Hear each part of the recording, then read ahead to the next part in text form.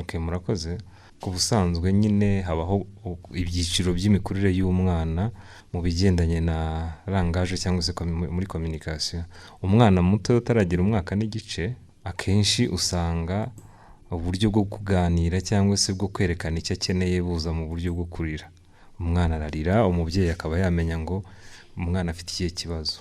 Ku busanzwe ku mubyeyi umaze kumenyera kwita ku mwana ashobora kumva umwana arize akihutira kureba niba umwana yiyanduje akajya kumuhindurira kuko biramubangamira, umwana akaba yarira, ashobora kurira kuko ashonje, ashobora no kurira kuko afite position irimo umugora. Ubwo ndi kuvuga wa mwana ukiri mu buriri utabasha kugaragaza ibyifuzo bye. Akenshi communication ni igihe abangamiwe cyangwa se igihe ashonje.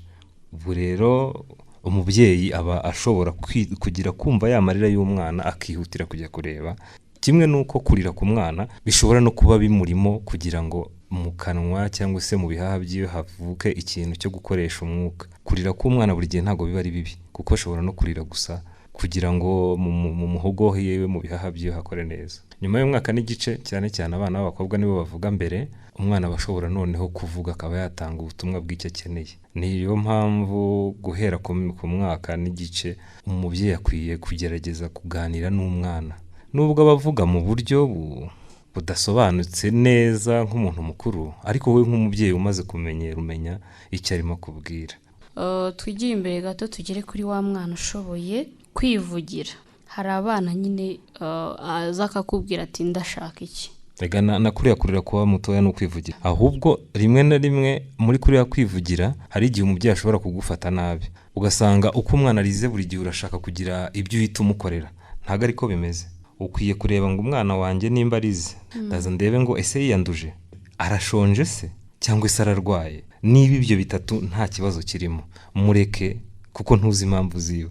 Wowe gusa umube hafi, ubanze ube wizeye neza ko ibigendanye n'ibishobora kuba bimumangamira wabanje kumenya ko bidahari. Naho ubundi kuba yarira ntago ari ikibazo. Nibura ni nka ryari ushaka gutekereza ko ashaka kuba ari bidasanzwe. Ubundi ku mubyeyi umenyeranye kuba kumwe n'umwana, amarira y'umwana arayumva ko harimo impinduka. Yego, reka tugere ku busabe bw'abana. Hari umwana none uza akakwegera nk'umubyeyi akavuga ngo ndashaka iki, mu buryo bwiza buri amikari. Icyo kintu birashoboka ko cyaba kimufitiye umumaro cyangwa kitanawumufitiye, ariko nk'umubyeyi ukwiye kumva uwo mwana gute, ukwiye kumusubiza gute, ukwiye gufata umwanya ungana iki mbere kugira ngo unagire ikintu usubiza ku busabe bw'uwo mwana. Ubundi ku busanzwe umubyeyi n'umwana isano bagirana nuko umubyeyi arera umwana akamutoza kumenyera uko isi iteye kugira ngo umutegure kuzaba umuntu mukuru. Umwana rero ibyo abonye byose bimufitiye akamaro n'ibitamufitiye akamaro, we arabigusaba nk'umuntu nyine muri hafi kandi akeka ko ashobora kubibona. Ni wowe rero wo kumuhitiramo. Igihe umwana asabye ikintu cyose ukwiye kureba niba koko icyo kintu agikeneye, kuko we azagusaba ibikenewe n'ibidakenewe. Ariko unyihanganire kuba ngiye kuzanamo n'ibibazo ababyeyi bashobora kugira. Hari ababyeyi barera abana mu ndorerwamo ibibazo byabo bahuye nabyo mu buzima. Ugasanga umubyeyi yakuriye mu buzima butoroshye, bigatuma hari ibyo yifuzaga ntabibone, noneho we yaba amaze kubyara afite ubushobozi akumva umwana azamuha icyo azasaba cyose kubera cya cyuho afite kiwe mu mateka yiwe. Ntabwo ariko bimeze. Umwana ugomba kumuha ibyo akeneye, nabyo ku rugero uwumva ruzamufasha mu gihe kizaza. Waruvuze uti hari igihe umwana dusaba, ese ukwiye kumusubiza gute? Umwana niba gusabye ikintu ubona kidakenewe, mu hazaza he ukabona icyo kintu ntabwo rwose uwo mwanya gikeneye, cyangwa se ushobora no kumuha icyo akeneye ariko ukabona arakabya noneho arabisaba buri kanya, ukabona bishobora kuzamutera ikibazo. Tuvuge nk'urugero, abana bakunda amasukari. Umwana ashobora kwifuza yuko umuha isukari nyinshi. Ni wowe wo kumenya ikigero cy'isukari umwana agomba, kuko urabizi ko ishobora gutera ikibazo mu buzima bwe. Aho navugaga mu bigendanye n'umubiri, ariko no mu myitwarire hari ibyo duha abana bishobora kuzabatera ikibazo. Niba umwana icyo asabye buri gihe uhita umuhereza, umenye yuko uyu mwana urimo uramutegurira kuzaba umuntu uzagongana n'abandi muri sosiyete, kuko sosiyete yo ntabwo izamuha icyo azasaba cyose. Ikindi mu bibazo ashobora kuzagira mu hazaza, iyo umwana amenyereye yuko atajya hakanirwa, agera aho kumva yuko we niwe isi izengurukaho, bikaba byazamutera ibi twita mu gifaransa egoisme, kumva ko byose bigomba kuza bigana kuri we. Ntiyumve ko ashobora no gutanga, ashobora no guharira abandi, ashobora no kuvuga gute, akaba yanakwigoma. rero urumva guhora umuha icyo asabye cyose n'icyo adakeneye, urimo uramutoza umuco mubi wo kuzumva yuko byose bishoboka, ko byose abyemerewe, kandi namara gukura azagera hanze asange si ku isi imeze. Niyo mpamvu rero dukwiye kurera abana duteganya ngo uyu mwana nubwo afite imyaka 5, umunsi azaba ari umugabo azaba afite ubuhe buryo bwo gusohoka mu bibazo ahura nabyo. Ariko niba kirenze igipimo, tuvuga urugero, umwana afite imyaka 5 mu rugero, sibyo? Mu gihe cy'amasaha yo kugira ngo aryame arashaka kureba televiziyo kandi irahari. Ni wowe rero kumenya ngo se ari kureba televiziyo ari no kuryama ikimufitiye akamaro kanya niki? Kuko umwana ukiri mu myaka iri munsi y'6 akwiye kugira igihe cyo kuruhuka, kuko kuruhuka kwabo kubona bafasha gukura. Ntabwo uzitwaza ngo nuko jewe nakuriye mu muryango udafite televiziyo ngo umwana wanjye nzayishyira hariya ayirebe kugeza ubwo asinziririye kuri televiziyo. Ni wowe mubyeyi uzavuga uti ngiye kumuha amasaha aya naya arebe televiziyo, ni isaha nagennye nirangira ajye kuryama, kuko wamaze kureba mu munsi ibimufitiye akamaro. Umwana niwe ugomba kumuhitiramo ukamutoza. Tuvuga urugero mu bigendanye n'uburyo imitekerereze y'abana bari munsi nk'imyaka 3 cyangwa 4 gusubira inyuma, n'abana batekereza mu buryo bw'ibyo babona, bigatuma icyo babona bagihuza n'igisubizo cyabonetse. Tuvuga urugero, umwana w'imyaka 2 hari igihe agira gutya agatsitara akitura hasi, wowe nk'umubyeyi ukabona umwana arimo ararira, urashaka kumuhoza, hari igihe uvuga uti igira hino mwana wawe, cira hano, ugakubita aho yatsitaye. Umwana akenshi abona yuko hantu hamubabaje koko nawe uhababaje, niyo myumvire afite, nibwo buryo abona isi. Niba azi yuko kubishisibuye rikababara, azishyiramo nyine muri iyo myaka ko ikibabaje gikemurwa no kubabaza, sibyo? Kuko niko bimweretse. Uzasanga ababyeyi bimwe bajya bikora, umutante uri hafi aho ngaho akaba ari we ukubitwa ngo kugira ngo umwana aceceke. Urimo uramutoza kumenyera yuko umunezero uboneka igihe hari umuntu ubabaye cyangwa se hari ikibabaye. Uramutera kuzaba wa muntu uzajya unezezwa no kubabaza abandi. Urumva rero icyo watoje umwana mu myaka uvuze imyaka 6 gusubira hasi, undi niyo myaka abana biga imico myiza, icyo nakwita ngo imyitwarire myiza. Ni ukuvuga umwana n'umubwira uti have sigaho, reka ibyo wakoraga birimo birabangamira abandi, azabimenya ko ibyo bintu bibangamye, azanabikurana, sibyo? Nibyo twita les bonnes manières, imyitwarire myiza. Abantu benshi barakoresha amatelefone, uzabona nk'umwana mu rugo w'imyaka 3 cyangwa 4 ari umushyitsi, ari undi wese winjiye mu rugo afite telefone, ukabona afite tendance yo kujya kuyimupapuza, barashaka gukoresha iyo telefone. Nukubera iki? Ntihabayeho ikintu cyo kubwira umwana ati iki ntabwo ari igikoresho cy'abana, ngo ushobora gukinira iya mikino. Ni ukuvuga rero umwana ntago agomba guhabwa icyo aririye cyose igihe ubona kitari ku rwego rwe atanagikeneye.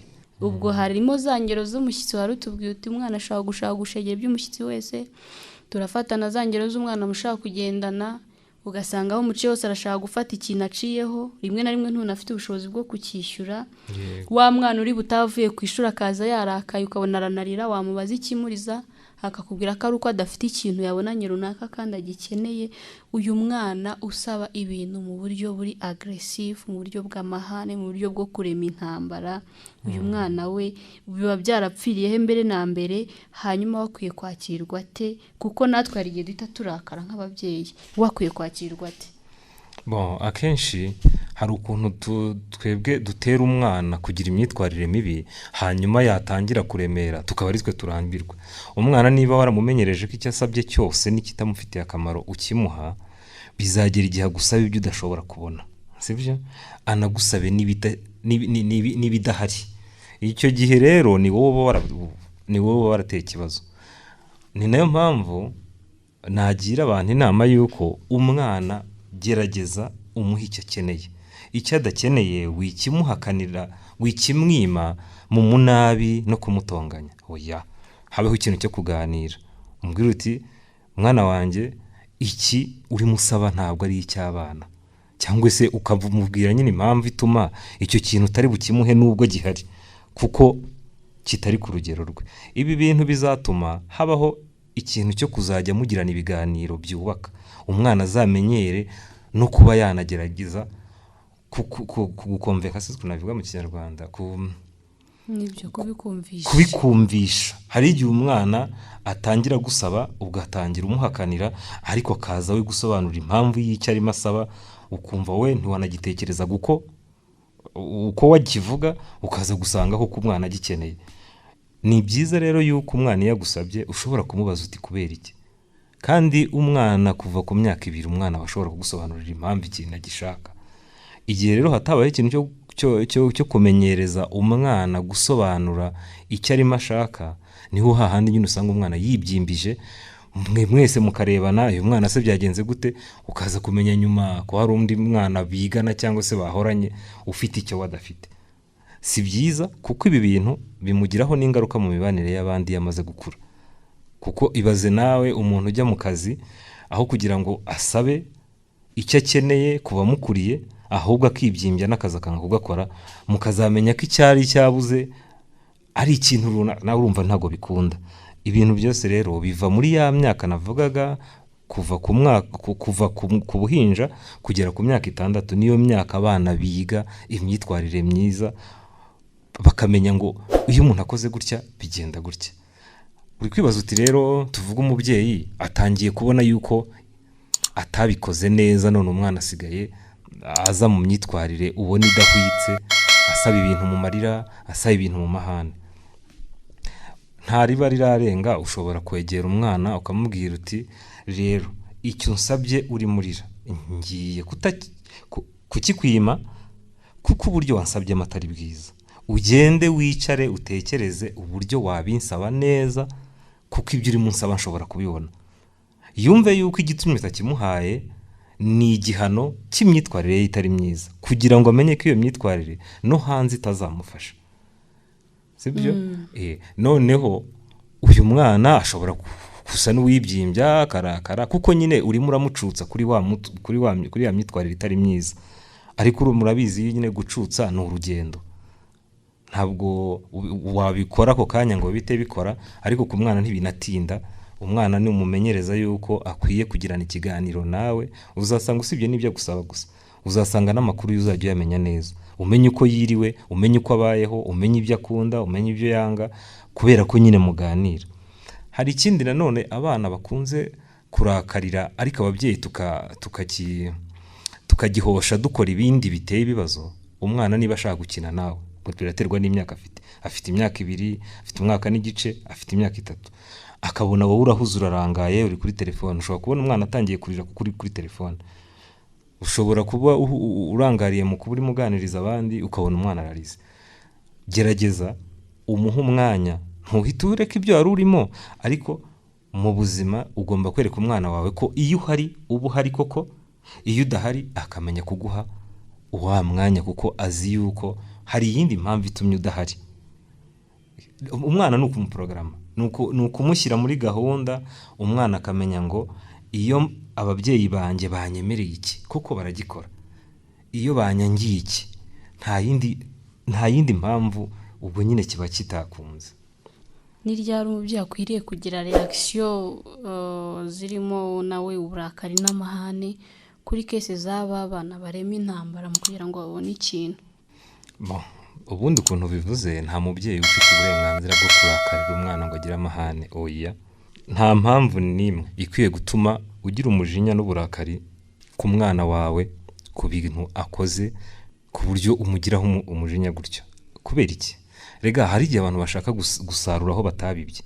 Niba umwana arimo kwaka ikintu mu mahane cyangwa se mu myitwarire ubona idakwiriye, akenshi subira inyuma urebe niba atari wowe ufite ikibazo, uburyo usanzwe uganira nawe cyangwa uburyo usanzwe ugirana umubano n'umwana. Uti uyu mubyeyi yakwitwara ate?